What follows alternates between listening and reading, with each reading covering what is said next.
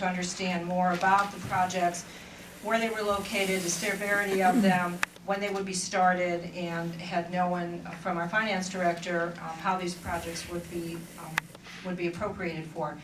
What I did learn, which I didn't know, even being on all the years of council that I am, is that many of our projects are contracted out. Now, I know big projects such as our sewer projects are done by companies that have the manpower and the equipment to do that, and many of our other projects are done by our service committee. But I understand now that, or our service department, but some of them are contracted out, and it was shared with me the reason for it, which I think is really good, is that in the long run, it costs the city less money, and also frees up our service individuals to do other projects. The reason I'm bringing this to you is that I don't know who these contractors are that do these projects, and now I will inquire about that, because I want to make sure that whoever's doing these contracts are doing them by following what's in the charter in terms of hiring the contracts to do our projects. But that's all I want to say on it. Thank you. Mr. President. Mr. Freeman. There was a lot of good discussion here of different points of information have been brought up about conflict and doing the right thing and following the charter. And to this end, a few months back, I had observed a councilman here, Councilman Germano, driving in a truck. It had the name Landco on the side of it. And shortly after a review of the finance records for the December finance meeting, which I was chair, I saw a purchase order for $4,500 to that company, Landco. So the memory clicked on that. I did a little more research on it, and there was a purchase order for $7,500 in November paid to Landco. Our report showed $4,500. The PO was $7,500, and then there were others in the past. So this is a little troubling to me on many fronts, and there have been numerous issues in the city, and this particular one's come to bear tonight because the next group of ordinances that we're about to pass are specifically for appropriations, and appropriations that can be doled out to various contractors. I have a little bit of a problem here because I can't discuss this with the city prosecutor because he's related to the councilman and he's the son of the owners of that company. I have the law director on vacation with the mayor, and I'm a little bit uncomfortable reporting potential fraud when I fear that there's some lost impartiality there. There's much that's been said about this 3-reading rule in the last several council meetings and much of this year. Well, this is the law, and these appropriations on the agenda give authorization to the mayor to hire contractors, and it should give the public and it should give council people the opportunity to review these thoroughly. For example, why did Councilman Germano give us the statement that 2014-15 was an emergency? We had discussion that if there was a sinkhole that was suggested, the superintendent would put a steel plate on the road. He said that he never actually discussed that with the councilman. We did pass it under emergency under those pretenses. The work is still not done. The road superintendent didn't even know that we had passed the legislation. So my question is, was that legislation an emergency or was the payment an emergency? Where this council has asked, our administration has asked for $110,000 in a loan for a purchase for equipment that we didn't need until next year. We thankfully defeated that because we didn't pass it on an emergency basis. We rushed to pass a budget by December 31st of this past year. The questions have come up about appointments of relatives and appointments to commissions and the way that this conflicts with our charter. If someone is employed in the city and whether or not they serve as a volunteer, if they're steering funds, there's a possibility for conflict within that. There's a possibility of influence within that. So whether it's been done in the past, we do need to talk about what are we doing going forward. And I do urge the mayor to look at and review all of these appointments and try where possible to eliminate conflicts and eliminate the potential appearance of impropriety. in this particular council, I've been very disappointed that in the 3 days ago, one of our colleagues appeared to call one of our colleagues pathetic and disgusting and threatened to take it outside. This is very distressful to me. I've always been part of what I thought a very professional council that was working in the same direction and working for the good of the city. And I've been perplexed at why we've gone down this road, needlessly incurring these type of stressors that are not necessary. As a council, we're elected to serve the public interest. Asking questions of the administration is the duty and the responsibility of council people. If the administration fires employees because they supported a particular candidate, then all employees and officers should be discouraged from campaigning or politicking specifically on city property, and specifically should not be allowed to identify themselves as a city employee if they're out there campaigning, because it's hard for people to make the difference between, well, what is City Hall and what is this private individual? In this city, there's a private corporation called Cornfest. It's run by an individual who controls that, who works out of City Hall, works in the mayor's office. There's another private corporation called Color Run, who shut down the city. Excuse me, Mr. Fibig, you may continue this under new business if you choose to, but at this time, this is supposed to be discussion relevant to the ordinances that we're about to pass. So if you would like to come back with that later, I understand you're welcome that. to, but it really... Allow me one more moment here, The because Cornfest isn't really relevant to this is in regard to this particular ordinance and this group of ordinances that are coming up. The ordinances begs the question, what's at stake? So I asked through the chair, Mr. Germano, does he have a direct or indirect financial interest with Landco?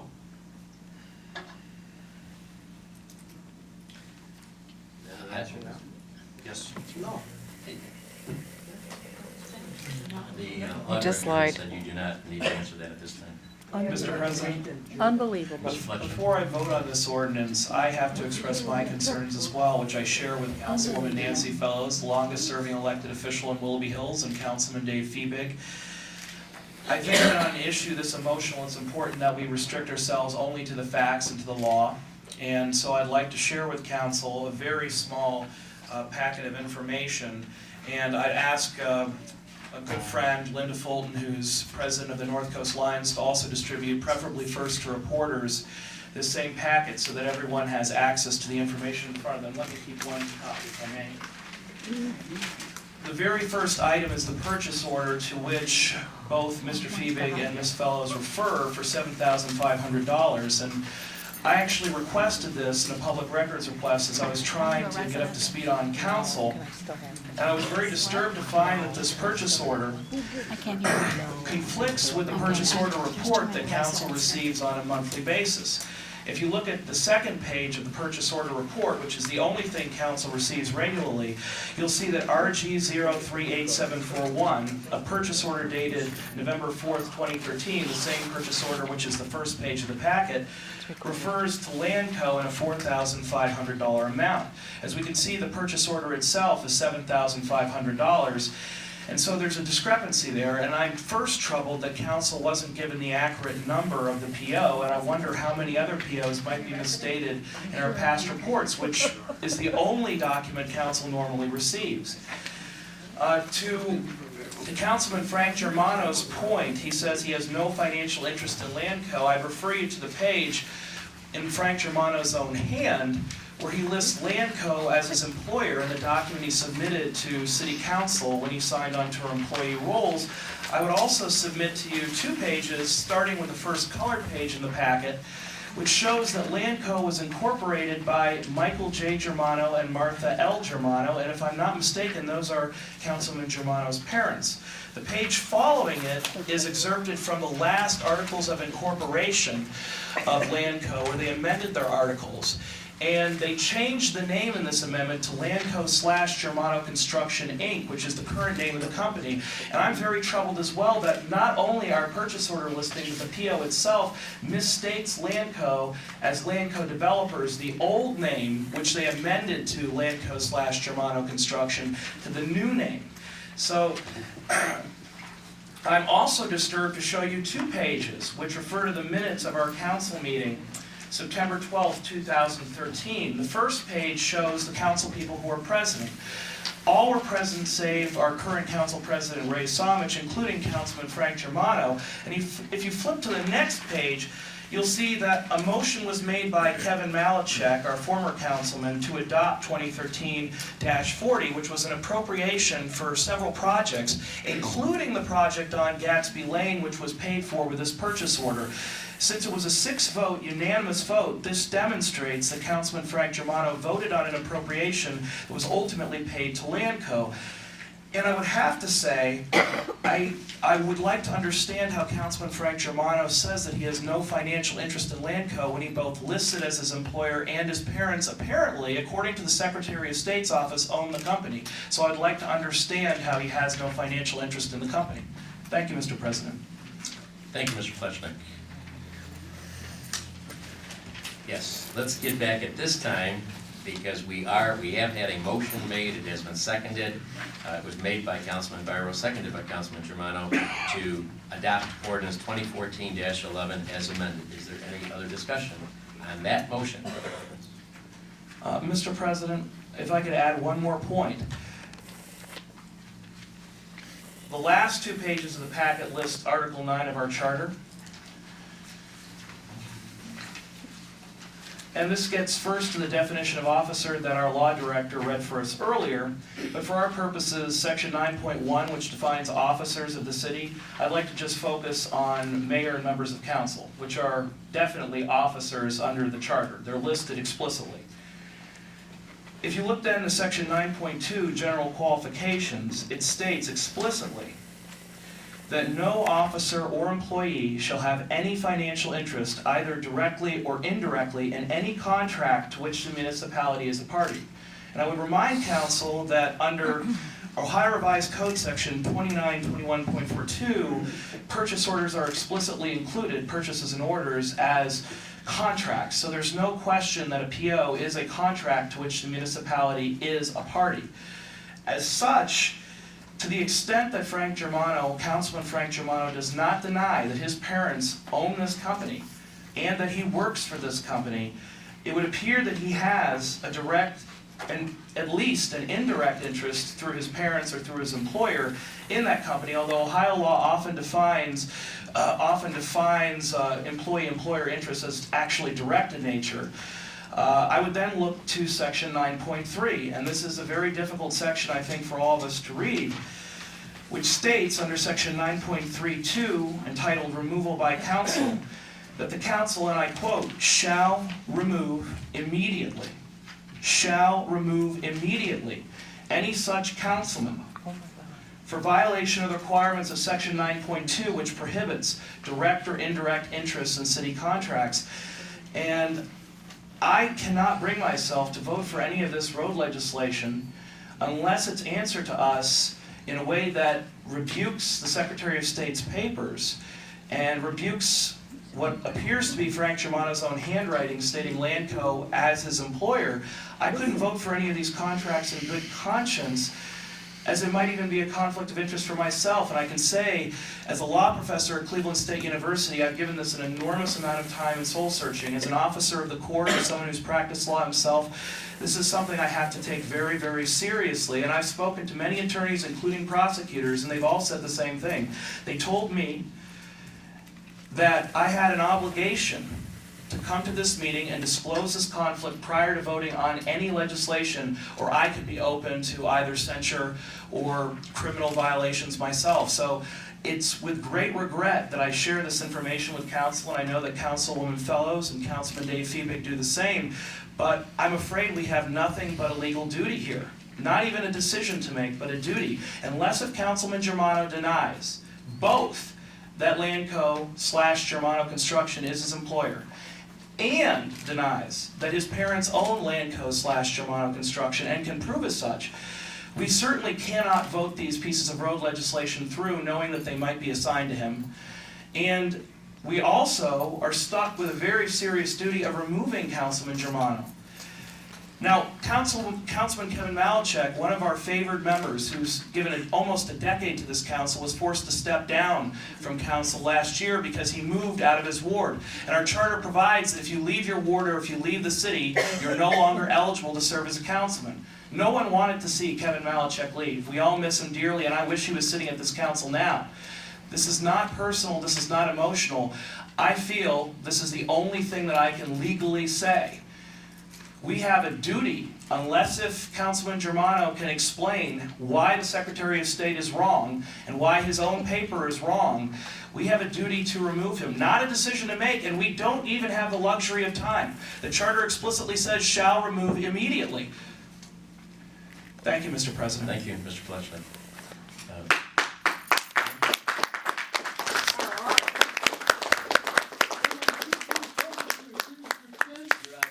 You shoved them all around after you beat them up. I got one statement to make. One statement to make. Through the whole. Mr. No, Kowalski, I'm sorry, you are out of Through the line. whole sewer project, Mr. he was the utility man. Mr. Okay? Kowalski, you All right? are out of And line. Mr. Kowalski. he was allowed to do what he Mr. Kowalski, did. you are He out of thought line. Public portion is everybody ended. voted for it. Mr. Kowalski, They're please. all like what he just said. Public portion They're is all over, guilty sir. on it. Public portion He is over. was- You had your, And I tell you how I know. I said I brought this up years ago. Mr. President, I now sorely make the motion to remove Councilman Frank Germano.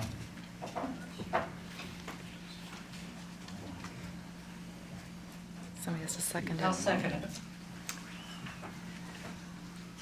all right, we have a motion that is made this evening. We have a motion on. Yeah, you're right. Just one procedure step. Thank you. We have a current motion, and you can't make the motion inside your motion. Correct me if I'm wrong, but this, I'm not sure. I believe you can. Hold on, you gotta let me finish it. I thought we were ready on the motion to adopt. Yes, we were. We were in discussion, yes. Still discussion? We were in discussion on motion to adapt. I had not yet called for a vote.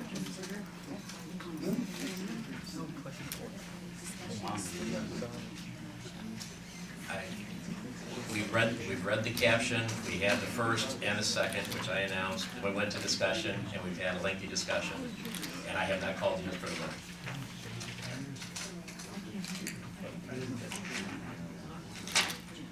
So, I don't know if that at this time is appropriate. I understand that. I think there's a lot of issues here that you're making some ethical violations, I understand it.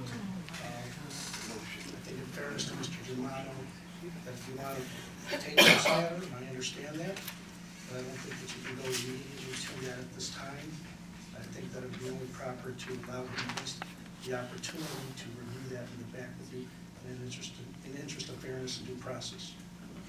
I understand your issues are serious, but I don't think that you can do it at this time, or should not do it at this time. But they need to be addressed. Then, Mr. Libby, then I retract my second. Oh, okay, we do have a motion from Councilman Pleshnik. That motion fails for lack of second. We will go back to the earlier issue, the ordinance 2014-11,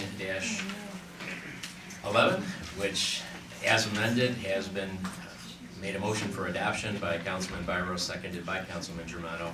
We've had lengthy discussion. Madam Clerk, please call for the vote. Cullum, Yes. Pleshnik, No.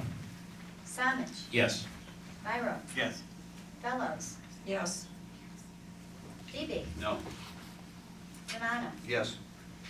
You should have at Ordinance least abstained. 2014-11 is adopted as amended. Point of order.